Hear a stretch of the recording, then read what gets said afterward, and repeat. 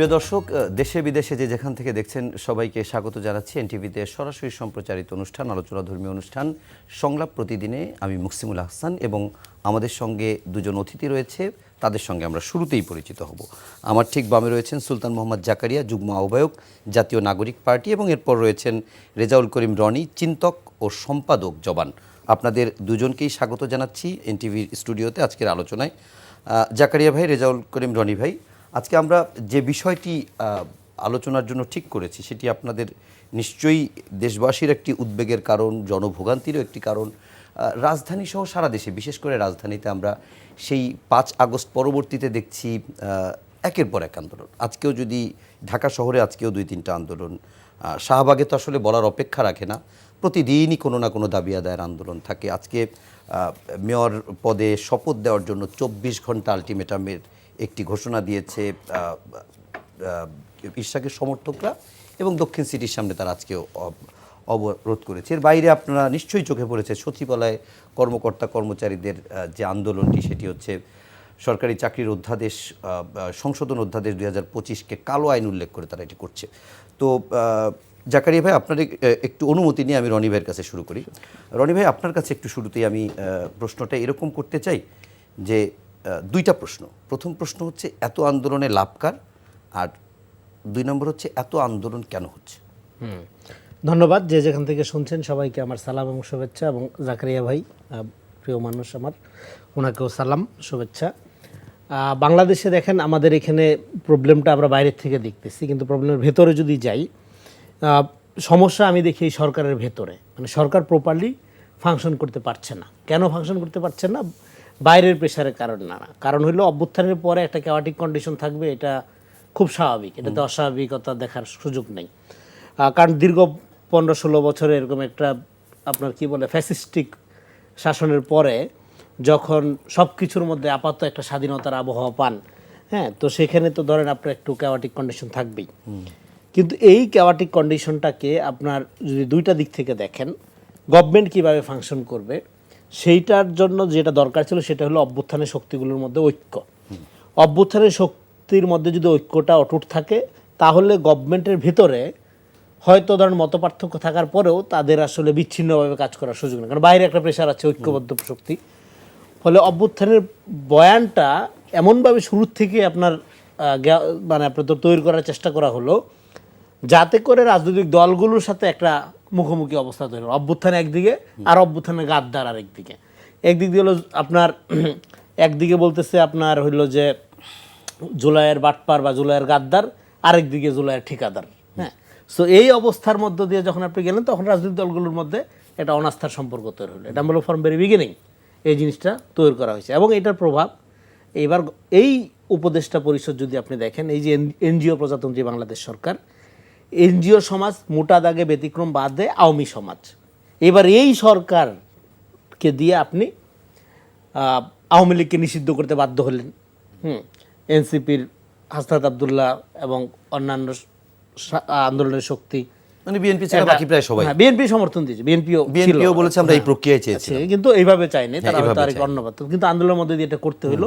এবং আওয়ামী লীগ নিষিদ্ধের পরে দেখা গেল যে দেশে একেবারে প্রায় যুদ্ধ অবস্থার মতো অরাজকতা, তাই না? তার মানে হলো যে সমস্যাটা হলো ইনসাইডে হচ্ছে। ইনসাইডে হচ্ছে মানে হলো এই যে আওয়ামী প্রজাতন্ত্র, এই যে এনজিও প্রজাতন্ত্রী বাংলাদেশ সরকার যেটাকে বলতেছি, এই এনজিও সমাজটা মূলত আওয়ামী সমাজ। এটা রাজনৈতিকভাবে না হলেও সাংস্কৃতিকভাবে, হ্যাঁ। এবং এরা যেই সাংস্কৃতিক বুদ্ধিভিত্তিক ন্যারেশনের মধ্য দিয়ে নিজেদেরকে পরিচালিত করে এনজিও সোসাইটি, এটা বেসিক্যালি এটা ভারতীয় বাঙালি জাতীয়তাবাদের বয়ান। হ্যাঁ, একচিমটি রবীন্দ্রনাথ, একটু বাঙালি জাতীয়তাবাদ, একটু গান বাজনার মধ্য দিয়ে এই যে আওয়ামী ফ্যাসিবাদ, এটাই তার পলিটিক্যাল এজেন্সি। এটা কি ফ্যাশন? এটা ফ্যাশন মানে কি, এটাই হলো আপনার ট্র্যাজেডি বাংলাদেশের আর কি। হ্যাঁ, তো আপনার এই যে চক্রটা, হ্যাঁ, আপনার এইবার অভ্যুত্থানের পরে আপনি এইটা বাইসে নিলেন দেশ চালানোর জন্য। এবার আমি বলতেছি বাংলাদেশের রাজনীতির বিকাশ শুরু হবে a country without Awami League এই জায়গায় পৌঁছানোর পরে। কিন্তু আপনারা রাজনৈতিক দলগুলোর মধ্যে কম বেশি আওয়ামী খাসিলত আছে, নতুন পুরান সমস্ত দলগুলোর মধ্যেই। আর সরকারের ভিতরে যেটা সমস্যাটা তৈরি হচ্ছে, এই আওয়ামী এলিমেন্ট থেকে যাওয়ার কারণে, আমি শুধু একটা দিক ব্যাখ্যা করতেছি।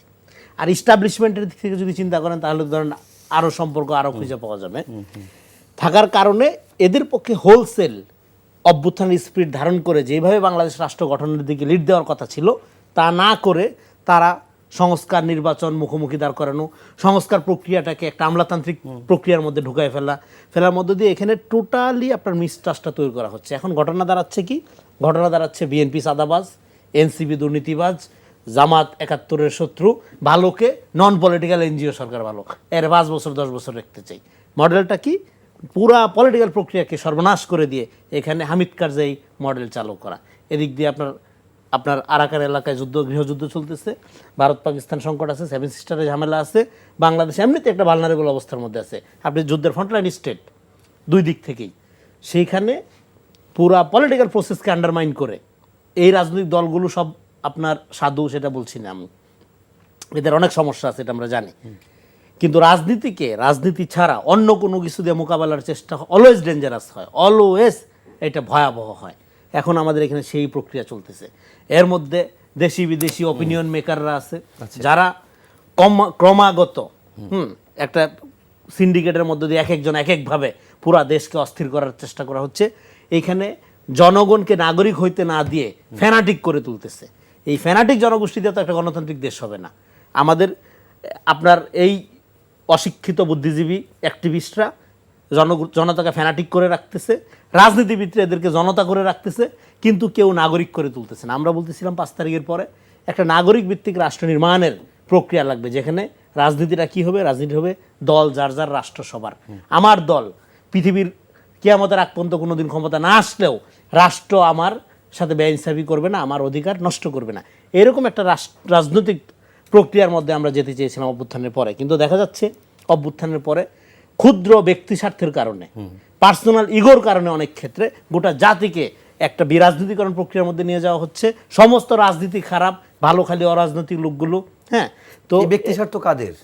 এই ব্যক্তি স্বার্থ যারা ডিপ স্টেট বলেন, বা ধরেন সরকারের ভিতর সরকার বলেন, বা ধরেন আপনি করাপ্ট এস্টাবলিশমেন্ট বলেন, আপনি আপনার প্রশ্ন বলেন এই যে সচিবালয়ের আন্দোলন করছে, এই অধ্যাদেশ তারা মানবে না, কারণ তারা মনে করে হ্যাঁ কালো আইন বলে। কারণ কি? তারা মনে করে রাষ্ট্র তার বাপদাদার জমিদারি, সরকারি চাকরির নিয়ম এমন করা উচিত সকালে চাকরি হবে, সঙ্গত কারণে বিকালে চলে যাবে, এরপরে সে কামলা দিয়ে খাবে। নো, কিন্তু তারা নিজেদের প্রভু মনে করে। সরকার বাংলাদেশের উন্নতি কোনোদিনও হবে না যদি না সরকারি চাকরি করার লোক হাতে পায়ে ধরে আপনার আনার মতো অবস্থান। সরকারি চাকরি করবে কে? যে লোক ধৈরা নেবে সে গরিব থাকবে, কারণ বেতন বেশি না, কারণ সে জনগণের সার্ভেন্ট, দেশপ্রেম থাকবে, সেই লোক করবে চাকরি। কিন্তু সরকারি চাকরি হলো এখন এটা বল মাছ শেখানোর মতো, এটা পুঁজি মানে এটা সোনার হরিণের মতো। এবং আমাদের পুরো 15 বছর এডুকেশন বিশ্ববিদ্যালয়গুলো বিসিএস কোচিং সেন্টারে পরিণত হয়েছে। বিসিএস চাকরি, লাইব্রেরির সামনে বিশাল লাইন। হ্যাঁ, এবং এই জন্য আমি বলছিলাম জীবনের সফলতা কি দাঁড়াইছিল? একটা বিসিএস চাকরি, সুন্দরী মেয়ে বিয়ে করা, 2টা বাচ্চা নেওয়া, চিকন চালের ভাত খাওয়া, মরে যাওয়া। এই যে একটা প্রক্রিয়া গড়ে তুলছে, লোককে উস্কে দিয়ে, হ্যাঁ, পুরা জাতির মননকে নষ্ট করা, এই প্রক্রিয়ার সর্বনাশ, এটার ফল বীজ বৃক্ষ এখন আপনি দেখেন ফলতে শুরু করছে। আচ্ছা, আমরা আমার কাছে রনি ভাই আরো বেশ কিছু প্রশ্ন আছে, কিন্তু আমি এইটা নিয়ে একটু জাকারিয়া ভাইয়ের কাছে জানতে চাই। জাকারিয়া ভাই, আমরা দেখি যে এই যে আন্দোলনগুলো হচ্ছে, এই আন্দোলনগুলো যখন আমরা আন্দোলনকারীদের সঙ্গে কথা বলি বা সংশ্লিষ্টদের সঙ্গে কথা বলি, তারা বলেন যে আসলে আমরা দীর্ঘ 15 বছর 17 বছর বলতে পারিনি, তাই তারা এই ইন্টারিম গভর্নমেন্টকে সুযোগ মনে করে সেখানে আন্দোলন করছে। অর্থাৎ তারা এই ক্ষেত্রে ইন্টারিম সরকারের পর একটা ভরসা পাচ্ছে। তা নাহলে কেন আন্দোলন করছে? প্রশ্ন 1। প্রশ্ন 2, তাহলে বিনিয়োগকারীরা ভরসা পাচ্ছে না কেন? মানে বিনিয়োগ তো এই সময় বেশি আসার কথা, মানে যদি সবাই যদি ভরসা পায়, আন্দোলনকারী ভরসা পায়, বিনিয়োগকারী কেন সরকারের পরে ভরসা পায় না? ধন্যবাদ। আমার মনে হয় দুইটা আসপেক্ট একটু ভিন্ন ভিন্ন। কারণ আপনি প্রথম যে জিনিসটা বললেন এটা ঠিক একই আছে, যে আমরা 17 বছর ধরে একটা রিপ্রেসিভ স্টেট, নিপীড়নবাদী রাষ্ট্রে আমরা ছিলাম, যেখানে আপনি কথা বললে আপনাকে মারা হইতো, ধরা হইতো। আর এখন আপনি চিফ অ্যাডভাইজার অফিসের সামনে বা বাসার সামনে মাইক লাগিয়ে সিট ইন করছেন, অবস্থান কর্মসূচি করছেন, একজন উপদেষ্টাকে হেনস্থা করছেন, বোতল মারছেন, রাইট? তারপরে অনলাইন অফলাইনে তো আপনি গালি দিচ্ছেন, যাই। অর্থাৎ আমি বলি যে এখানে চলে যাওয়া ফ্যাসিস্টদের ওই গ্রুপটা ছাড়া আর বাকিদের জন্য সর্বোচ্চ স্বাধীনতার যুগ। যে যা বলছে, যা করতে যাচ্ছে করছে, কেউ কোনোভাবে করছে না। সেইটা আপনি থাকবে কি না এবং সেটার পার্থক্যটা বুঝবেন যখন আপনি ইলেক্টেড হয়ে অন্য একটা দল আসে, তখন আপনি বুঝবেন আসলে যে আমরা কোন সময়টাতে ছিলাম। তা আমি মনে করি এই সময়টাতে অনেক সমালোচনা আছে, কিন্তু এই যে লোকজন ফ্রিলি এক্সপ্রেস করতে পারছে, নিজেকে বলতে পারছে যে না আমার ডিমান্ডেড, এবং বলার পরে দুই একটা বিচ্ছিন্ন ঘটনা ছাড়া আমি মনে করি লার্জলি লোকজনকে ওভাবে হেনস্থা করা হয়নি।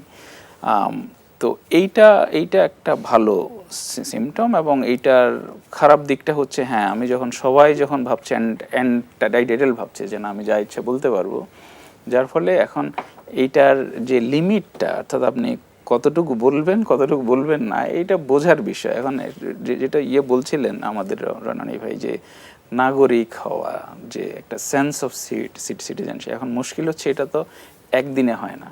এই যে আপনি নাগরিক কিনা, আপনার রোলসগুলো কি, রেসপন্সিবিলিটিগুলো কি, মানে নাগরিকত্বের ধারণাটা, এটা তো আপনি 1-2 জেনারেশনে প্রশিক্ষণের মধ্য দিয়ে, টিচিংয়ের মধ্য দিয়ে, শিক্ষার মধ্য দিয়ে আসে। আমাদের এখানে তো আমরা ওই ইনভেস্টমেন্টটা করি নাই আমাদের শিক্ষা ব্যবস্থায়, আমাদের প্রাথমিকে, হাই স্কুলে। তো যার ফলে নাগরিক হওয়ার যে মানে আমার মত আপনাকে কতটুকু হার্ট করতে পারবে কি পারবে না, অর্থাৎ আপনি কোথায় থামবেন, এটা বোঝার জন্য যে বিষয়টা। তো এই বিষয়গুলো আমাদের সোসাইটিতে আমরা ওইভাবে ঠিক মতো করতে পারি না। এটা গেল একটা বিষয় যে ফ্রিলি লোকজন বলছে, রাইট? এখন আপনি যেটা বললেন যে ফ্রিলি বলার এইটার আরেকটু অংশ একটু বলেন আপনি। মানুষ ফ্রিলি বলছে, মানুষ বলতে পারছে, এটার ভিতরে খুব ক্রেডিট আছে? যদি ক্রেডিট থাকে তাহলে সমাধান হচ্ছে না, এর ভিতরে কি ডিসক্রেডিট আছে? না, এখন বলাটাই কি সব? গত 9 মাসে ধরেন আমরা দেখছি যে কত 370-80 না 400টা মুভমেন্ট হয়েছে। প্রধান উপদেষ্টার প্রেস সেক্রেটারির গোনামতে 282-83, যাই হোক 282 বা ক্লোজলি 300 অড, এতদিন বেশি হয়ে গেছে। হ্যাঁ, এখন এটার আমার কাছে ডেটা নাই যে কতগুলো মেট হয়েছে, বাট আমরা বেশ কিছু জায়গায় দেখেছি যে উপদেষ্টারা, বিশেষ করে ছাত্র উপদেষ্টারা, যখন নাহিদ ছিল কিংবা আসিফ গেছে কিংবা মাহফুজ গেছে, ওরা যে প্রোঅ্যাক্টিভ একটা রোল প্লে করেছে যে না, এটা যেহেতু আমরা যেটা ওন করি, এই অভ্যুত্থানতে মানুষের যে চাওয়া আছে, এইদের কথা শোনা যাওয়া, এখন কতটুকু কাজ হয়েছে এটা আপনাদেরকে বাইর করতে হবে যে 300টা আন্দোলন যে হলো, এটা কতটা আসলে সাকসেসফুল হয় নাই। আমার কাছে কোনো ডেটা নাই, বাট আমি যেটা দেখি অ্যাজ ইট অ্যাপিয়ার যে লোকজন ফ্রিলি এক্সপ্রেস করছে, কথা বলছে। আমার কাছে ডেটা এরকম আছে, আজকে আমি আন্দোলন করছি, 1 মাস বিরতি দিয়ে আবার করছি, 2 মাস বিরতি দিয়ে আবার না, বেশ কিছু বিষয় আন্দোলন তো একদিনের না, প্রায় 2 সপ্তাহ। ইশাকের আন্দোলনটা একটু ভিন্ন ধরনের, এটা আমরা পরে আসবো। হ্যাঁ, কিন্তু যেগুলো সিভিল ডিমান্ড, যেমন ধরেন কারো কোনো প্রতিষ্ঠানের চাকরি স্থায়ীকরণ, প্রাইমারি স্কুলের শিক্ষকদের আন্দোলন, এগুলো তো স্ট্রাকচারাল প্রবলেম। এগুলো আপনি হুট করে বললেন আর হয়ে গেল হয় না। কারণ হচ্ছে সরকার একটা ডিসিশন নেওয়ার পরে এটার কিছু ফাইন্যান্সিয়াল ইমপ্লিকেশন আছে। এখন আপনি যদি বলেন যে আজকে বাংলাদেশের সব স্কুলকে এমপিওভুক্ত যেসব স্কুল সব আমি ইয়েতে করে নিব, সরকারি করে নিব, তাহলে এটা তো ফাইন্যান্সিয়াল যে ক্যালকুলেশন করতে হবে, আমার এখানে কত টাকা লাগবে, কত দিব, আমার আছে কি না। তো সব মিলে আমার কাছে মনে হয় যেগুলো ছোটোখাটো মুভমেন্ট, এগুলোর বিষয়ে অনেক ক্ষেত্রেই পজিটিভ এসেছে। যেমন ধরেন ঢাকা বিশ্ববিদ্যালয় থেকে অন্য স্কুলগুলো, অন্য কলেজগুলো বের হয়ে যাওয়া, তো গভর্নমেন্ট তো অ্যাকসেপ্ট করেছে, তো ওইটা হলো। তারপরে জগন্নাথেরটা নিয়েও আমি মনে করি এগুলো গুড ডিমান্ডস, এগুলো ডিমান্ডের বিষয়ে আমাদের কোনো আপত্তি থাকার কথা না, কিন্তু এগুলো তো প্রোগ্রেসিভ রিয়েলাইজেশনের বিষয়। আপনি যদি আজকে বলেন যে আমাকে হল করে দিতে হবে, এটা তো সম্ভব না। আপনি যদি বলেন যে হল না করা পর্যন্ত আপনি আমাকে দিবেন, সব স্টুডেন্টকে পয়সা দিবেন, ভাতা দিবেন, মানে অ্যালাউন্স দিবেন, হাউজিং অ্যালাউন্স, এখন এটা আমার ওই ইউনিভার্সিটির ক্যাপাসিটি আছে কিনা সেটাও দেখতে হবে। যার ফলে কিছু ডিমান্ড যেগুলো খুবই সুইফটলি মেনে নেওয়া যায়, আমার মনে এগুলোতে গভর্নমেন্টের সদিচ্ছা ছিল। আর যেগুলোতে ধরেন ইমিডিয়েটলি আপনি এটা করতে পারবেন না, সেটা আপনি যদি আমাকে বসান, আপনাকে বসান, আপনি এটা করতে পারবেন না, ওই জায়গাগুলোতে আমার মনে হয় নেগোসিয়েশন এরিয়া। আর আপনি দ্বিতীয় যে পয়েন্টটা বলছেন যে বিনিয়োগের প্রশ্নটা একটু ভিন্ন, কারণ বিনিয়োগকারীরা এরা তো ব্যবসায়ী, তো ওরা দেখে স্টেবিলিটি চাই। ওরা দেখে যে আমি আজকে 100 টাকার বিনিয়োগ করব, আমি এই পয়সাটা তুলে আনতে আমার কতদিন লাগবে, রাইট?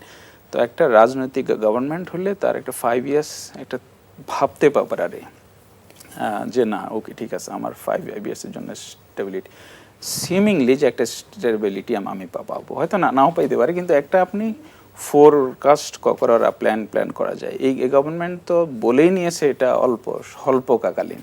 এখন এটা হয়তো 6 মাস, বিনিয়োগকারীরা তো স্বল্পকালীন যৌক্তিক সময় বললে হবে না, তাহলে বলতে হবে 1 বছর বা 6 মাস। এক্স্যাক্টলি। সো বিনিয়োগকারীদের জন্য তো এটা খুবই আইডিয়াল একটা পরিস্থিতি না যে একটা গভর্নমেন্ট 6 মাস থাকবে, আমি তার সাথে একটা বড় কমিটমেন্টে গেলাম, একটা এগ্রিমেন্টে গেলাম, এটা হয়তো ওরা করতে চায় না। এটা আমার কাছে মনে হয়। ঠিক আছে রনি ভাই, আপনার কাছে একটা ছোট্ট বিষয় জেনে আমরা একটু বিরতিতে যাব। সেটা হচ্ছে এই যে এটা একটু আগে সুলতান মোহাম্মদ জাকারিয়া ভাই যে কথাটি বললেন যে আন্দোলন যেগুলো যৌক্তিক সেগুলো হয়তো মানার ক্ষেত্রে চেষ্টা করছে, যেগুলো হয়তো সবগুলো হয়তো যৌক্তিক, যেগুলো যৌক্তিকতা বেশি বা বাস্তবায়ন যোগ্যতা বেশি সেগুলো করা হচ্ছে।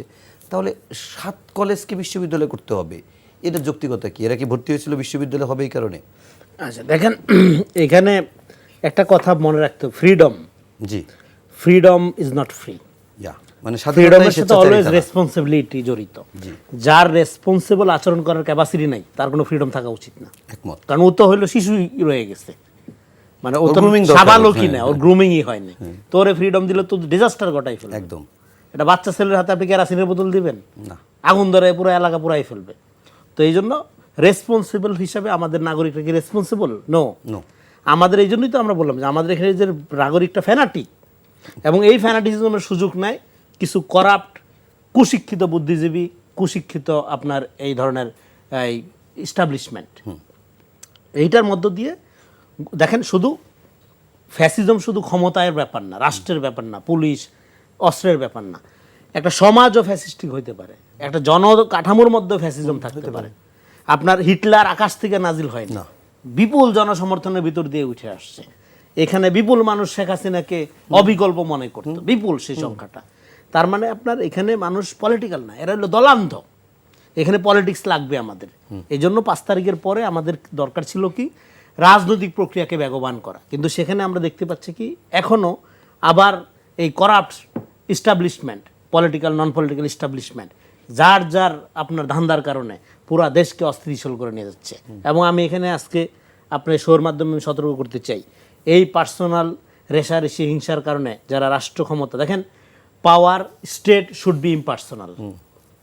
রাষ্ট্র কখনো পার্সোনাল বডির মতো অ্যাক্ট করতে পারে না। পার্সোনাল বডির মানুষের আবেগ, ইমোশন থাকবে, হ্যাঁ, আপনি দুঃখে কানবেন, খুশিতে হা করে হাসবেন, কিন্তু রাষ্ট্র এরকম না। কিন্তু আমরা দেখি কি ক্ষমতা বা রাষ্ট্র, হ্যাঁ, এগুলোকে আমরা পার্সন আকারে দেখি, পার্সোনিফিকেশন করে ফেলি। পার্সোনিফিকেশন করে এবার আমরা এটা গ্র্যাপস করার চেষ্টা করি। আমি খুঁজে পারি কি আমার বাড়ি নোয়াখালী কিনা, হ্যাঁ, ওখানে যেহেতু নোয়াখালীর লোকটা পড়ছে, আমার বাড়ি কুমিল্লা কিনা, বা আমার বাড়ি হ্যাঁ ওইখানে কিনা। তো ফলে তখন আমরা একটা আত্মীয় প্রজাতন্ত্রী বাংলাদেশ বানাই ফেলি। তো এই জন্য ইম্পার্সোনাল হইতে হবে, স্টেট শুড বি ইম্পার্সোনাল। এই ইম্পার্সোনাল স্টেট আমরা এখনো পর্যন্ত করতে পারি না। এই জন্য আমাদের রাজনীতি একটা ট্রাইব, টুঙ্গিপাড়ার উপনিবেশ ছিল বাংলাদেশ। এই ট্রাইবের মডেলের মধ্যে থেকে এক শ্রেণীর ধান্দাবাজ উদয় হয়েছে, যারা না নির্বাচন না সংস্কার, মাঝখান দিকে এই ক্ষমতাটাকে আনস্টেবল করে দেশটাকে এমন একটা জায়গায় নিয়ে যাচ্ছে যার পরিণতি দেশে একটা সিভিল ওয়ারের দিকে নিয়ে যাবে। তারা কেন? এখানে এখনো জেনজি জেনারেশন ইনট্যাক্ট আছে, তারা জীবন বাজি রেখে রাস্তায় নেমেছে। কেউ আছে, একটা গ্রুপ আছে যারা নির্বাচনও চায় না, সংস্কারও চায় না। আসলে এরা কারা? আপনি আলোচনাটা কন্টিনিউ করেন। হ্যাঁ, তো এখন তারা কারা সেটা হলো, যখন আপনি দেখবেন যে দেখেন অভ্যুত্থানের আকাঙ্ক্ষাটা কি। অভ্যুত্থানের আকাঙ্ক্ষাটা হলো, ধরেন এই অভ্যুত্থানটাকে যারা রাজনৈতিক বন্দোবস্ত কায়েম হয়ে গিয়েছে বলে সাব্যস্ত করেছিল, দোজ আর কালপ্রিটস। অভ্যুত্থানের কোনো রাজনীতি থাকে না, থাকে একটা স্পিরিট। সেই স্পিরিটের আলোকে আমাদের রাজনীতি নির্মাণ করতে পারতে হবে। এবং অভ্যুত্থানে যদি রাজনীতি থাকতো তাহলে নতুন দলই দরকার ছিল না। জাকারিয়া ভাই এত দূর থেকে আমেরিকাতে এসে নতুন রাজনীতি কেন শুরু করছে? আমেরিকা খুব সুন্দর জীবন, কিন্তু হ্যাঁ, সেখান থেকে এখানে এই বাংলাদেশে এসে রাজনীতি যারা করছেন বা যারা চিন্তা করছেন, রিয়েলি তারা স্যাক্রিফাইস করতেছে। তো এখন এইটা আপনার আবার আপনার রাজনীতি লাগবে রিয়েলি।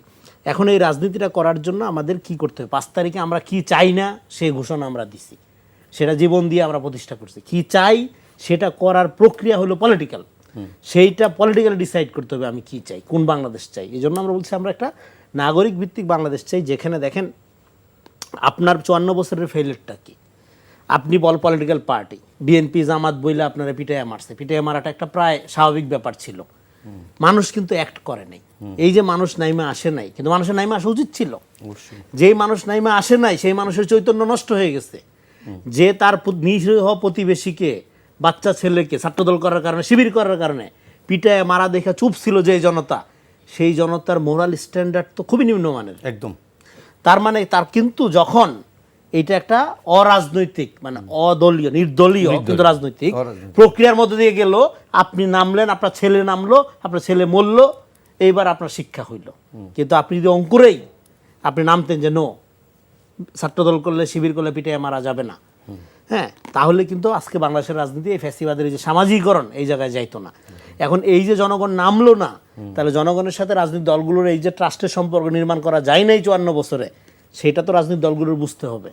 যারা এখন মনে করছে যে ক্ষমতায় আসবে বা নতুন রাজনীতি করবে নতুন দল, সেটা না বুঝতে পারলে তো এটা এর চেয়ে দুঃখজনক আর কিছু হয় না। সেটা না বুঝতে এবং এই গ্যাপটাকে কাজে লাগিয়ে অভ্যুত্থানটাকে, আওয়ামী লীগ যেরকম 71-কে পুঁজি করে একটা ব্যবসা করছিল, এখানে জুলাইয়ের আর একটা নতুন দোকান খুলছে, নতুন ব্যবসা, হ্যাঁ, সেখানে আপনার জুলাই আহতরা বিষ খাইয়া মরতেছে একদিক দিয়ে, হ্যাঁ, আপনার অপমানে গ্লানিতে, আর এই দিকে বাণিজ্য চলতেছে জুলাইয়ের, হ্যাঁ, জুলাইয়ের শত্রু, হ্যাঁ, ইলেকশনের কথা বললে শত্রু হয়ে যাবেন আপনি, এইসব র্যাটরিক্স দিচ্ছে।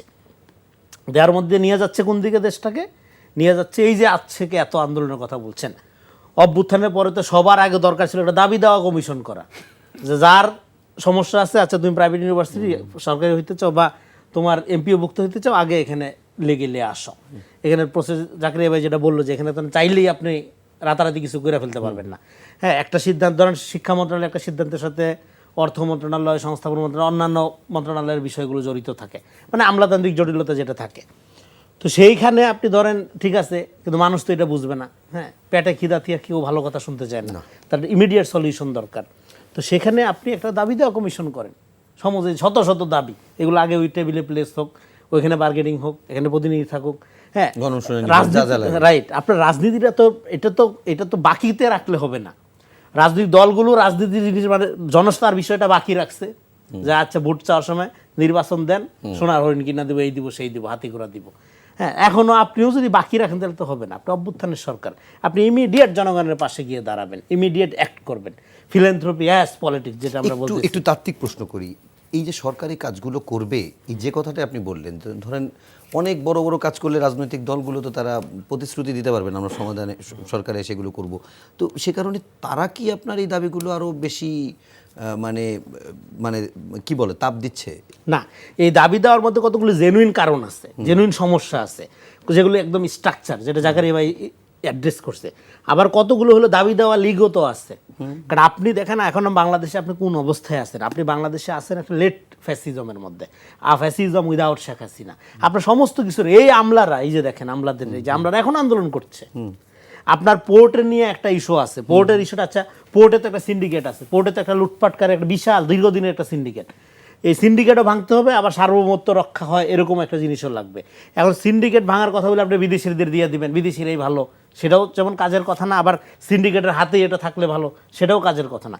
তার মানে কি আপনি স্ট্রাকচারালি এটা চেঞ্জ করতে হবে, এটা প্রক্রিয়াটা চেঞ্জ করতে হবে। প্রক্রিয়া চেঞ্জ না করার কথা যদি না করেন আপনি, তাহলে এটা তো হাত বদলের রাজনীতি এভাবে চলতেছে। এখন আমি যেটা দেখতেছি বাংলাদেশে, এখানে in the name of people সবসময় একটা করাপ্ট এলিট সিন্ডিকেটের হাতে ক্ষমতাটা বন্দী থাকে। আমরা অভ্যুত্থানের পরে সাধারণ জনগণ যে মাইকটা খাইলাম, সেই জায়গার থেকে আমরা যেটা চাইছি, ক্ষমতার সাথে ডিরেক্ট জনতার সম্পর্ক হবে, নাগরিকদের সম্পর্ক হবে। কিন্তু ক্ষমতার সাথে আপনার এমন একটা স্ট্রাকচারের মধ্যে ক্ষমতা ফাংশন করে, যেখানে ক্ষমতার সাথে সবসময় এই এলিটদের সম্পর্ক হয়, সেটা হোক পলিটিক্যাল এলিট বা নন পলিটিক্যাল এলিট। হ্যাঁ, তো এখন বাংলাদেশে যেটা চলছে, বাংলাদেশটাকে এখানে একটা ডিপলি সমস্ত রাজনৈতিক দল খারাপ, সমস্ত রাজনীতি খারাপ এজিফ, হ্যাঁ, অরাজনৈতিকতা ভালো। ইউনুসকে 5 বছর 10 বছর তরে বলছে ইউনুস 5 বছর 10 বছর থাকতে চায়, তাহলে এই কথা কই থেকে বাজারে আসলো? সেটা তো ডক্টর ইউনুসের জন্য ক্ষতির কারণ হয়েছে। ফলে যারা এবং যারা তারা রয়ের এজেন্ট বানাই দেওয়া, ট্যাগ দেওয়া, ফলে যারা এই ফ্যানাটিসিজমকে উস্কায়া দিয়া এখানে রাজনীতি করছেন, তারা প্রথমত ডক্টর ইউনুসের সরকারকে ক্ষতিগ্রস্ত করছেন, ভেতর থেকে ভেঙে দিচ্ছেন। আর বাইরের থেকে এই অভ্যুত্থানের ঐক্যবদ্ধ জনতাকে নানা অংশে বিভক্ত করছেন। এই সন্দেহ তৈরি হচ্ছে, আপনি আমাকে রয়্যাল এজেন্ট মনে করতেছেন, আমি আপনাকে আমেরিকার এই এজেন্ট মনে করতেছি। অদৃশ্য না দৃশ্যমান শক্তি কারা এরা? এই দৃশ্যমান অদৃশ্যমান শক্তির এটার কনসিকুয়েন্সটা কি হবে? কনসিকুয়েন্সটা হবে যখন এখানে বাংলাদেশকে সেভ করার জন্য একটা সম্মিলিত ঐক্যবদ্ধ আন্দোলনের দরকার হবে, এই মিসট্রাস্টের কারণে এই ঐক্যটা তৈরি হবে না তখন আর। হ্যাঁ, এবং বাংলাদেশের পুরো সার্বভৌমত্বটা এখানে তখন বিঘ্নিত করা সহজ হবে। ফলে এখানে একটা, আমি বলতেছি জিওপলিটিক্যালি বাংলাদেশ যে নতুন রিয়ালিটির মধ্যে হাজির হয়েছে, সেই রিয়ালিটি আপনি যদি কম্বাইন্ডলি অ্যাক্ট না করেন, আমাদের দরকার কি? আমাদের দরকার গণসার্বভৌমত্ব। আমাদের দরকার এমন একটা পদ্ধতি, এমন একটা প্রক্রিয়া যেখানে রাজনীতিটা আপনি জাকারিয়ার ভাষাতে আমার 1000 পয়েন্টের দ্বিমত থাকার পরেও আমরা একসাথে কাজ করতে পারবো। এবং রাজনীতিটা হবে জনগণকে কে কত ভালো ডিল, কে কত ভালো প্রক্রিয়া প্রস্তাবনা করলো, কে কত ভালো আপনার অফার দিল, যে আপনার ধরেন যে এই এই জিনিস আমি করব, একদল বলবো, আরেক বলবো যে না আমি তার চেয়ে আমার ডিলটা আরো ভালো। ফলে প্রতিযোগিতা হবে কে কার চেয়ে কত বেটার সার্ভিস দিতে পারে জনগণ, সেই প্রতিযোগিতা হবে। তা না করে ছলে বলে কৌশলে আপনি এখানে রাজনীতিকে আন্ডারমাইন করে এবং এখানে একটা মধ্যপন্থার রাজনীতিকে যে কোনো মূল্যে ক্ষতিগ্রস্ত করার জন্য, হ্যাঁ, আপনি যখন এখানে উঠে পড়ে লাগবেন, আপনি নানা রকম ফ্যানাটিক, বাম ফ্যানাটিক, ডান ফ্যানাটিক তৈরি করে রিয়েলি এখানে নাগরিক তৈরি হওয়ার প্রক্রিয়াটা ক্ষতিগ্রস্ত করার মধ্য দিয়ে বাংলাদেশকে একটা চূড়ান্ত রকম ভালনারেবিলিটির দিকে নিয়ে যাওয়া হচ্ছে। সেক্ষেত্রে আমি বলবো রাজনৈতিক দলগুলো যারা, এবং এখানে কিছু কিছু রাজনৈতিক দল আছে এখন আওয়ামী লীগের রাজনীতি করতেছে, হ্যাঁ, এই জন্য এই যে আওয়ামী নফস্তানিয়াতের বিরুদ্ধে আমাদের ফাইট লাগবে। আপনার আওয়ামী লীগের প্রক্রিয়ার বাইরে এসে জনগণের সাথে চালাই করার দরকার নেই। জনগণ আপনার সাথে বহু চালাক, বহু বুঝে, কারণ 54 বছর ধরে মাইর খাচ্ছে। ফলে আপনাকে যে জনগণ ট্রাস্ট করলো না, এই ট্রাস্টটা আপনি রিভিল করেন, ট্রাস্টটা আপনি উদ্ধার করেন, এবং ক্ষমতার সাথে জনগণের সম্পর্ক আপনি কিভাবে স্থাপন করবেন সেই রাজনীতি নিয়ে হাজির হন।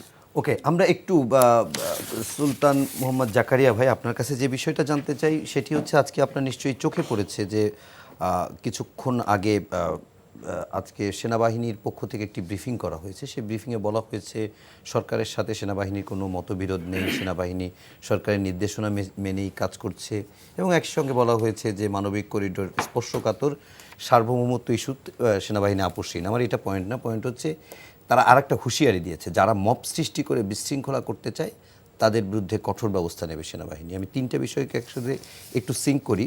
সেটা হচ্ছে, এর আগে আমরা বলছিলাম যে সরকারি চাকুরি সংশোধন অধ্যাদেশ 2025, যেটাকে কালো আইন উল্লেখ করে সচিবালয় কর্মকর্তা কর্মচারীরা আন্দোলন করছে, সেটি প্রসঙ্গে আজকে হাসনাত আবদুল্লাহ, যিনি এনসিপির দক্ষিণাঞ্চলের মুখ্য সংগঠক, তিনি বলেছেন সরকারের সংস্কার কাজে সচিবালয় থেকে কোনো বাধা আসলে ছাত্র জনতাকে সাথে নিয়ে কঠোরভাবে প্রতিরোধ করা হবে।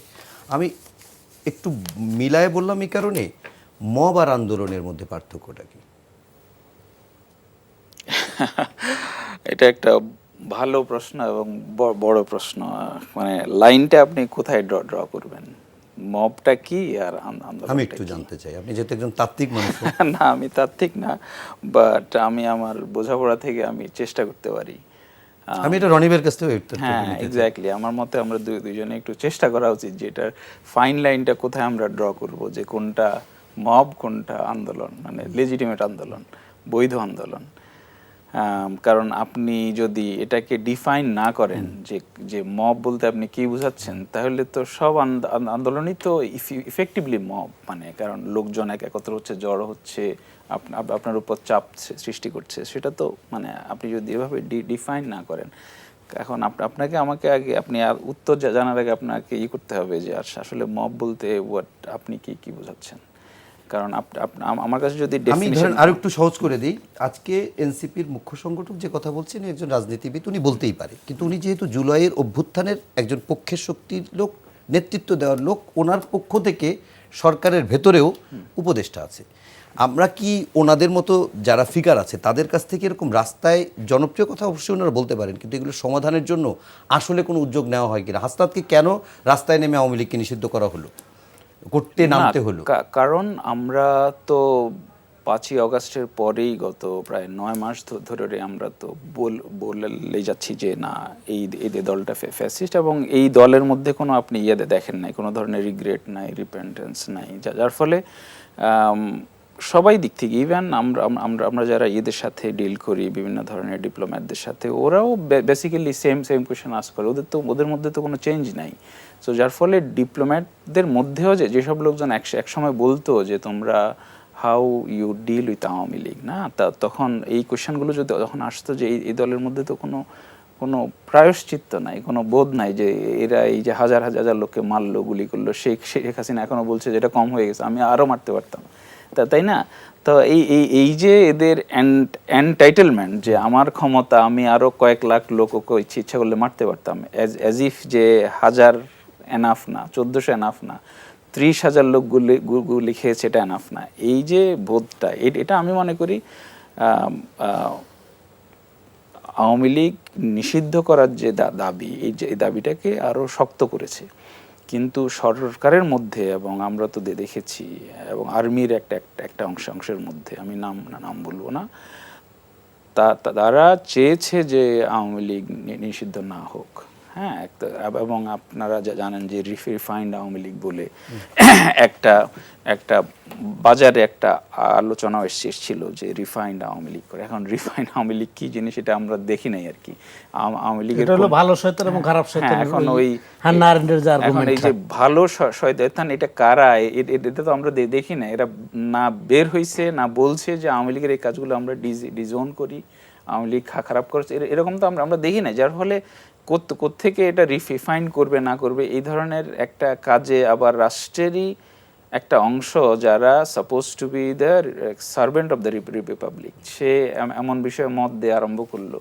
হাসনাত বয়সে কম হতে পারে, সে দেশে একটা রাজনৈতিক দলের নেতা, তাকে নিয়ে আপনি ক্যান্টনমেন্টে নিয়ে গেলেন, বলছেন এসব, এটা তো আপনার দায়িত্ব না। ইউ আর ব্রিচিং ইয়োর আপনার ইয়েতে, হ্যাঁ, ওথ। তো আপনি যখন এই কাজগুলো করা হচ্ছে, তখন হাসনাতদের সামনে যারা জুলাইয়ের যোদ্ধা, যারা রক্ত দিয়েছে, যারা গুলির সামনে দাঁড়িয়েছে, এবং যাদের লেজিটিমেট কনসার্ন আছে যে এই দলের মধ্যে যেহেতু কোনো প্রায়শ্চিত্ত নাই এবং এরা হুমকি দিচ্ছে ডেইলি বর্ডারের ওপাশ থেকে, এই দল ফিরে আসলে আমার এখানে আমরা যে দেশের জন্য, যে পরিবর্তনের জন্য আমরা প্রাণ দিয়েছি, এই জিনিসটা ইয়েতে পড়বে। হ্যাঁ, তা আমার মনে হয় তাদের যে গ্রিভান্স দাবি, এই জিনিসের এই সংবেদনশীলতাটাকে বিবেচনায় না নিয়ে রাষ্ট্রের কিছু আর্মি বলি বা বাইরের বলি, আমাদের উপদেষ্টাদের মধ্যেও নাকি কারো একটু সহানুভূতি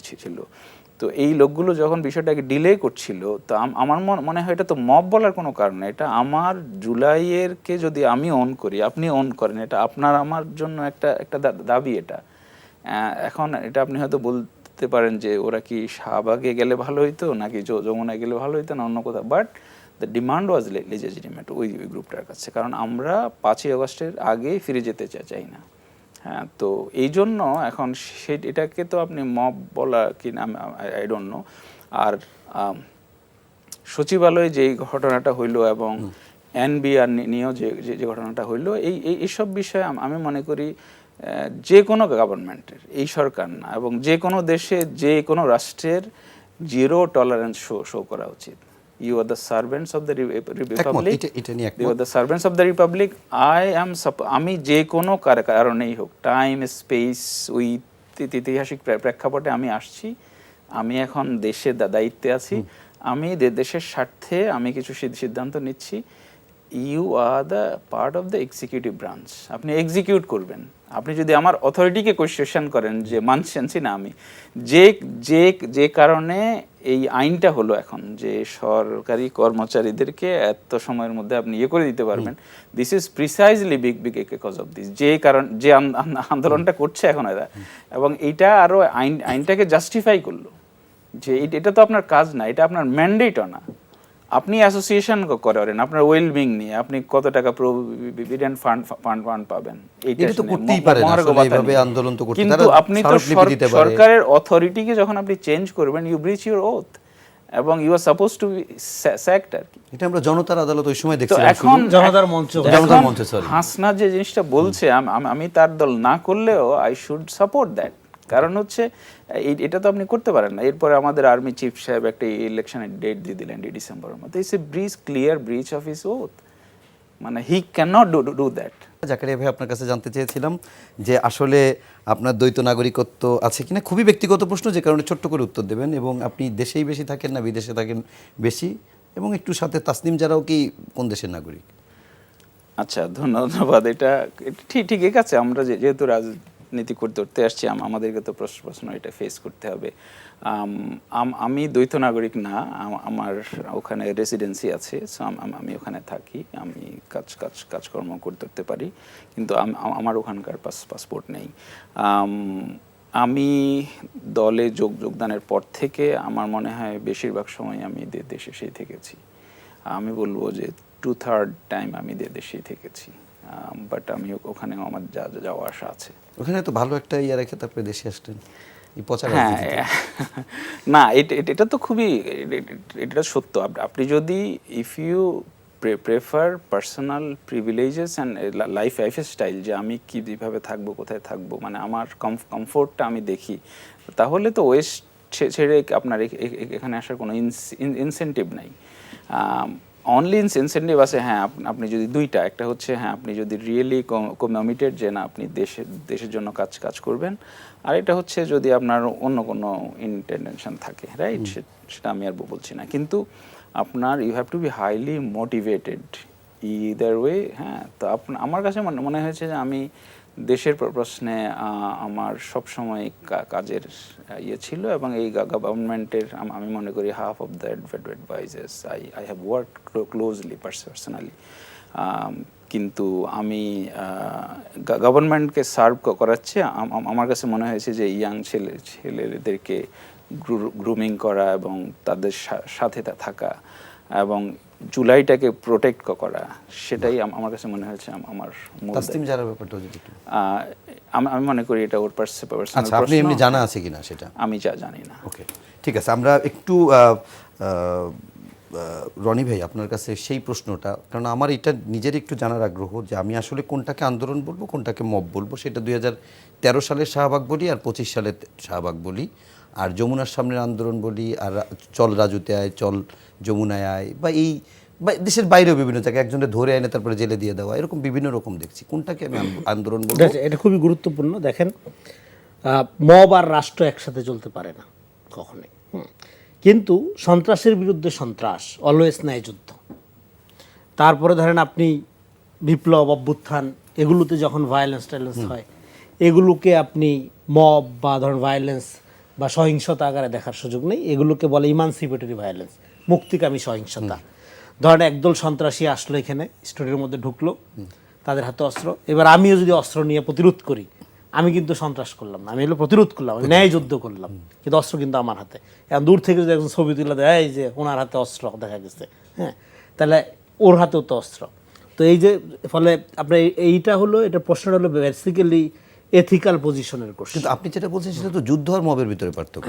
না, আমি পুরো মোটা জায়গায় বোঝার মানে ওভারঅল আলোচনাটাই আসতে চাই। ফলে এখন আন্দোলন, অভ্যুত্থান, এগুলোর মধ্যে দিয়ে এক ধরনের ভায়োলেন্ট মব ব্যাপার থাকে, এটা খুব স্বাভাবিক। কিন্তু যখন একটা গভর্নমেন্ট ফর্ম হয়ে যায় এবং তখন সর্বপ্রথম দায়িত্ব হইল ল অ্যান্ড অর্ডার মেনে চলা, আইনের শাসন মেনে চলা, এবং সেই আইনের শাসন প্রথম মানতে হবে অথরিটিকে, স্টেটকে। রাষ্ট্রের আইন জনগণ আগে মানবে না, আগে রাষ্ট্রকে মানতে হবে। যে রাষ্ট্র নিজে তার আইন মানে না, সেই রাষ্ট্রে জনগণ আইন মানে না। বাংলাদেশে যে 54 বছরের রাষ্ট্র দাঁড়ায় নেই, তার কারণে এখানে যারা অথরিটি ছিল কেউ আইন মানে নাই। তো ফলে আপনাকে আইন আগে, আপনি আচরি ধর্ম কহ পরে, হ্যাঁ, আগে আপনার নিজের মানতে হবে। তাহলে এখন রাষ্ট্র ফর্ম হয়েছে, 8 তারিখে শপথ নিচ্ছে একটা সরকার। শপথ নেওয়ার মধ্যে এই সরকারকে প্রথমত তা আইন মানতে হবে, যেটাই আছে, অনেক ভাঙাচোরা আইন যেটা আছে। কারণ আপনি পুরো একটা পুনর্গঠন প্রসেসের মধ্যে আছেন। তো পুনর্গঠন প্রসেসে আপনি দেখবেন যে আপনি যখন একটা বাড়ি ভাঙেন, আপনি কিন্তু ধরেন এক অংশ ভাঙেন, আরেক অংশ থাকেন, ওই অংশ ঠিক করেন, ওই অংশে রিপ্লেস করেন, তারপরে এই অংশ ভাঙেন। তো এরকম একটা প্রক্রিয়ার মধ্যে আমরা আছি।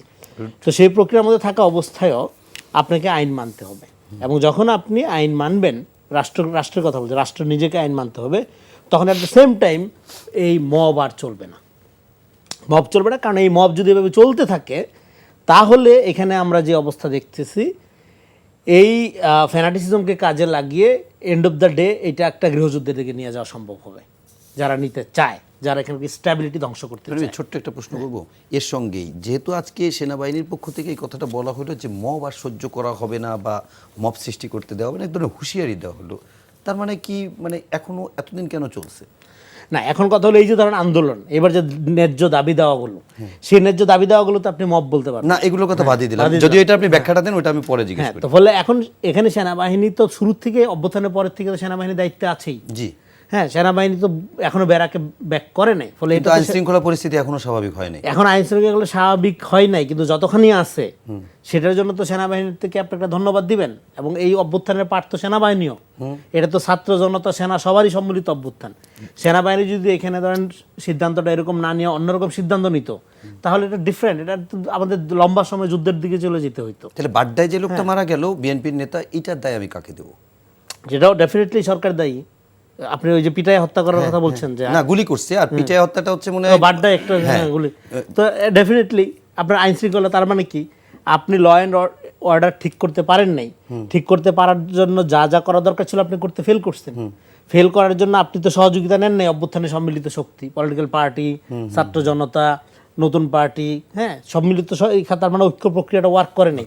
ধরেন আপনার পুলিশ যেহেতু ফ্যাসিজম কায়েমের পার্ট ছিল, সে পুলিশ ডেপ্রাইভ, তারা ওয়ার্ক করছে না, কিন্তু আপনার হিউজ ছাত্র জনতা ছিল না, তারা 5 তারিখ থেকে 8 তারিখ ট্রাফিক কন্ট্রোল থেকে শুরু করে দেশ পাহারা দিছে না। একটা জিনিস আপনাকে আমি বলি, 5 তারিখ থেকে 8 তারিখ এবং আওয়ামী লীগের আমলে আওয়ামী লীগের নেতাকর্মীকে বলে নাই যে এই সরকার ক্ষমতায় থাকতে হবে যে কোনো মূল্যে, কারণ হইল ক্ষমতায় ছাড়লেই 5 থেকে 10টা লোক মেরা ফেলবে। ফলে ক্ষমতা বৈধ না অবৈধ সেটা বিষয় না, ক্ষমতা ছাড়া যাবে না, কারণ ক্ষমতা ছাড়া আর জীবনের মায়া ত্যাগ করা এক জিনিস, ক্ষমতা ছাড়া আর আত্মহত্যা করা সমান। 5 লক্ষ মারা যাবে, 5 লক্ষ মারা যাবে। সেখানে আওয়ামী লীগের লোক মারা গেছে, ওই ক্ষতিগ্রস্ত হয়েছে, ভায়োলেন্ট হয়েছে, 5 লক্ষ 10 লক্ষ যে মারা গেছে, কেন মারা যায়? আওয়ামী লীগ লোক ছিল না বাংলাদেশে, এখনো নাই, তো মারা যায় না, এই ক্রেডিটটা কি আপনি রাজনৈতিক দলগুলোকে দিবেন না? এবং সেখানে বেগম খালেদা জিয়া এবং তারেক রহমানকে আমি পার্সোনালি বলি যে ওনারা যেভাবে তৃণমূল পর্যায়ে নেতাকর্মীদেরকে বলেছেন, যে বক্তব্যটা বারবার দিয়েছেন যে শত্রুকে আপনি কিভাবে ট্রিট করেন তার আলোকে নির্ধারিত হবে আপনার পরিচয়। শত্রুর উপর পৈশাচিক প্রতিশোধ নেওয়ার মধ্যে দেয়া বিজয়ের কোনো গৌরব নাই। তো আপনার যে যতখানি তাও টুকটাক হয়েছে, কিন্তু যেই লেভেলে আওয়ামী লীগ আশঙ্কা করছিল সেই লেভেলে যে ভায়োলেন্স হইল না, এই 15-16 বছর ব্রুটাল অত্যাচারের পরেও মানুষ যেরকম রক্তারক্তি দিয়ে গেল না, এটার ক্রেডিট রাজনৈতিক দলগুলোকে দিতে হবে। এইটা একটা অসাধারণ উদাহরণ তৈরি হয়েছে। ইভেন চট্টগ্রামে এরকম উস্কানিমূলকভাবে আইনজীবী হত্যা করার পরেও এখানে আপনি দাঙ্গা ঠেকাইতে পারছেন। আমি বলছি এখানকার জনগণের উপর ভরসা করার কতগুলো ব্যাপার তো আছে পজিটিভ, তো সেইটাকে আপনি ইনটেক্ট করলেন না কেন, প্রোটেক্ট করলেন না কেন, করে আপনি দেশটাকে সুন্দর জায়গায় নিলেন না কেন? 9 মাস পরে এখন আইসা চারদিকে অস্থিরতা, আপনার উপদেষ্টা গাড়িতে আক্রমণ হয়, প্রকাশ্যে গুলি করে বিএনপি নেতাকে মারা হয়, ছাত্র তার ক্যাম্পাসে ছাত্র হত্যা হয়ে যায়, ঢাকা বিশ্ববিদ্যালয়ে প্রাইভেটে, চারদিকে অস্থিরতা। আপনি সামাজিক অস্থিরতা পত্রিকার পাতা খুলেন, আপনি গ্রামে গঞ্জে কি পরিমাণ আনরেস্ট অবস্থা, মানে পুরা জাতিগোষ্ঠীর মনের মধ্যে এই যে অস্থিরতা, এবং এই অস্থিরতাকে আরও উস্কায় দেওয়ার জন্য এখানে এই যে এলিটদের যে সিন্ডিকেটের প্রতিযোগিতা, সেই প্রতিযোগিতার মধ্য দিয়ে পুরা দেশকে এমন একটা জায়গায় নিয়ে যাওয়া হচ্ছে যে কোনো রাজনৈতিক দলেরই আর কন্ট্রোল নেওয়ার অবস্থা থাকবে না। যখন কন্ট্রোল নেওয়ার অবস্থা থাকবে না, তখন কিন্তু এই সেনাবাহিনী, পুলিশ, আর্মি কোনো কিছু দিয়ে আপনি কন্ট্রোল করতে পারবেন না, পুরাটাই একটা আপনার আউট অফ কন্ট্রোল সিচুয়েশন দিকে চলে যাবে। ফলে এখনই সময় আপনারা, আমি বলবো যে রাজনৈতিক দলগুলো আপনারা এই পার্সোনিফিকেশন বন্ধ করেন, স্টেটকে ব্যক্তি চোখে দিয়ে দেখেন না, অমুক উপদেষ্টার খায়েশ বা অমুক উপদেষ্টার পার্সোনালিটির ব্যাপার না। আমি এই উপদেষ্টা ইস্যুতেই আপনাকে একটা প্রশ্ন আমি করে যাই, আমি সুযোগ পেলে এসে আপনার কাছ থেকেই শেষ করব। সেটা হচ্ছে এই যে আপনি বললেন সরকারের ভিতর সরকার, গতকালকেও যে রাজনৈতিক দলগুলো দেখা করছে তারাও এই কথা বলছে সরকারের ভিতর সরকার, মানে এটাকে বন্ধ করতে হবে। আমি তো এটা আরেকটু ক্লিয়ার হইতে চাবো। যাই হোক, এই প্রশ্নে তাহলে মবের ব্যাপারটা ক্লিয়ার করলে একটু ক্লিয়ার, এক সেকেন্ড। তো সেই ক্ষেত্রে আপনার অভ্যুত্থান বিপ্লবের এই হুজুকটা সবসময় সমাজে জারি রাখা সরকার গঠনের পরেও, সেটা অবশ্যই মব, সেটার মুক্তিগামী জনতা না। ফলে মুক্তিগামী ফ্রেজ পার হয়ে গেছে ওইটা। হ্যাঁ, এখন এইটার রেপ্লিকা আকারে যত যা কিছু দেখবেন, হ্যাঁ, জুলাই বলে যদি আবার চিৎকার করে হাজির হন, বুঝতে হবে ধান্দাবাজ, জুলাই লীগ। হ্যাঁ, কারণ এটা অর্গানিক না, এটা কৃত্রিম, শাহবাগের মতো কৃত্রিম জনজাগরণ কৃত্রিমভাবে করা যায়। ফলে এই কৃত্রিম জনগুলো, আরেকটা হলো এখানে ইন্টারেস্টটা কার, ক্ষুদ্রজনক একটা অংশের নাকি গোটা জাতির, সেটা দিয়ে আপনি মবকে চিহ্নিত করবেন। যদি গোটা জাতির ইমপার্সোনাল হয় সেটা আর মব না, সেটা স্বতঃস্ফূর্ত আন্দোলন বা সেটার একটা লেজিট নৈতিক ভিত্তি আছে। আর যদি গুটি কয়েক ব্যক্তির স্বার্থের দ্বন্দ্বের কারণে গোটা জাতিকে তারা জিম্মি করে বা মানুষকে দুর্ভাগ্যতে ফেলে, তো বুঝতে হবে এটা মব। সো এটা একটা ব্যাপার হলো, এখানে এথিক্যাল মার্কেটটা দরকার। আরেকটা হলো যে রাষ্ট্র থাকা অবস্থায় মব চলতে পারে না, মব যদি চলে বুঝতে হবে রাষ্ট্র ওয়ার্ক করে না। এক্স্যাক্টলি আইনের শাসন না, মানে আইনকে মেনে নিলে তো আপনার মব জায়গা নেই। আমি একটু জাকারিয়া ভাই একটু সংক্ষেপেই আপনার কাছে 2-3টা বিষয় জানতে চাই। সেটা হচ্ছে যে আপনাদের এনসিপির অবস্থানের জায়গা থেকে আমরা দেখেছি যে গত বেশ কয়েকদিন ধরে আপনাদের অ্যাডভাইজারদের ভেতর থেকে আপনাদের যারা অভ্যুত্থানের শক্তি আছে তাদের বক্তব্য, ইনফ্যাক্ট আপনাদের নেতাদের অনেকের বক্তব্য এরকম ছিল যে মনে হচ্ছিল যে কখনো মনে হয়েছে বিএনপির সাথে একটা বড় ধরনের দূরত্ব চলছে, কখনো মনে হয়েছে জামাতের সঙ্গে দূরত্ব চলছে, প্রকাশ্যে স্ট্যাটাস দেওয়া, স্ট্যাটাস দিয়ে আবার ডিলিট করা, আবার মানে এরকম বিভিন্ন, আমি একেবারে উদাহরণসহ বলতে চাই না। সেই দূরত্বগুলো কি একটু কমেছে? জুলাই ঐক্য যে আবার পুনর্গঠন হওয়া দরকার এরকম একটা কথা প্রধান উপদেষ্টার কাছে যে অনেকেই বলছে, এনসিপি ফিল করে? অবশ্যই এটা তো প্রশ্নাতীত, কারণ রাজনীতিতে ধরেন মতভেদ থাকবে। আপনি আপনারটা করবেন, বিএনপির রাজনীতি করবে, জামাতের রাজনীতি করবে, এবং সেই সব জায়গায় ধরেন আপনার সাথে আমার ভিন্নতা থাকবেই, এবং everyone will try to score আর কি পয়েন্টস, যে আমি তাকে কীভাবে ঘায়েল করতে পারি। কিন্তু একটা জায়গায় তো একমত হইতে হবে যে আমি বাংলাদেশটাকে কোথায় চাই। এখন আমাদের দিক থেকে, এবং unfortunately again I have to disagree with BNP here, যে আমাদের দিক থেকে আমরা বলছি যে জুলাইয়ের পরে রাষ্ট্রটা যে কারণে বাংলাদেশ রাষ্ট্রের মধ্যে গত 40-50 বছরে এই স্বৈরতান্ত্রিক যেসব এলিমেন্টগুলো আছে সেটা সংস্কার করা, আমরা মনে করি যে সেটা হওয়া উচিত ছিল লিস্ট কমন ডিনোমিনেটর, সবার চাওয়া। আমি আপনাকে ছোট একটা এক্সাম্পল দিই। রাষ্ট্রটাকে আমরা 3টা ভাগে ভাগ করি, রাইট? নির্বাহী বিভাগ, জুডিশিয়ারি এবং আইনসভা। আমরা এই 3টা ভাগে ভাগ করার কারণটা কি? কারণটা হচ্ছে নির্বাহী বিভাগ যেটার প্রধান হচ্ছে প্রাইম মিনিস্টার। সাপোজ নির্বাহী বিভাগের হাতে আপনি রাষ্ট্রের সমস্ত র পাওয়ার, একদম মানে যেগুলো হার্ড পাওয়ার, আপনি তাদের কাছে পুলিশ আছে, বিজিবি আছে, আর্মি আছে, বোমা আছে, বিমান আছে, কামান আছে, সমস্ত এক্সিকিউশন তো মানে আমি বলছি কিন্তু এই যে রাষ্ট্রের র পাওয়ারগুলো যেটা ক্যান টার্ন এগেনস্ট পিপল, যে ক্ষমতাটা জনগণ এই এক্সিকিউটিভকে দিয়েছে বিকজ টু কি বলে তাদের সেফটি সিকিউরিটি এগুলো নিশ্চিত করার জন্য, হ্যাঁ, এই র পাওয়ারটা যাতে জনগণের উপর রিপ্রেসিভ হয়ে উঠতে না পারে, সেজন্য আমি করলাম কি, আমি জুডিশিয়ারিকে আলাদা করলাম, যাতে করে আমি রাষ্ট্রের মালিক, আমি সিটিজেন, আপনি এক্সিকিউশনে আছেন। আপনি এই যে এখন এই যে ও যেটা বললাম আমাদের যেটা বললো যে এই যে এনটাইটেলমেন্ট, সরকারি কর্মচারীরা ভাবে যে আমি রাষ্ট্রের মালিক, এর ফলে সে আমাকে যাতে অন্যায়ভাবে ট্রিট করতে না পারে, সেজন্য আমি জুডিশিয়ারির কাছে গেলে আমি রেমেডি পাবো। আমার প্রতিনিধিরা আইনসভায় গিয়ে এদেরকে করবে। এখন এই যে বিভাজন, এইটাতে এনসিপি বলছে যে এইটা ভাগ করেন, prime minister should not control judiciary, prime minister should not control the legislature. এই জায়গায় তো দ্বিমত হওয়ার কোনো কারণ নাই। আপনি এই জায়গায় দ্বিমত হবেন কোন যুক্তিতে, আপনি আমাকে বলেন। তো এই বিষয় তো ছাড় দেওয়ার বিষয় না। যখনই আমরা বলছি যে সংস্কার করে এই সংস্কারগুলো করে আপনি করেন, ইলেকশন করেন, এই সংস্কার ছাড়া যদি আপনি প্রাইম মিনিস্টার হন, আমি prime minister, I will be the same authoritarian person. অনেক অনেক ধন্যবাদ রনি ভাই। যদিও বলছিলাম আরেকবার আসবো, কিন্তু সময় স্বল্পতার কারণে পারলাম না। নিশ্চয়ই পরবর্তী দিনে আমরা এগুলো নিয়ে আলোচনা করব। দর্শক আপনাদেরকেও ধন্যবাদ জানাচ্ছি এতক্ষণ ধরে সময় নিয়ে অনুষ্ঠান দেখার জন্য। সবাই ভালো থাকবেন, সুস্থ থাকবেন, শুভ সন্ধ্যা।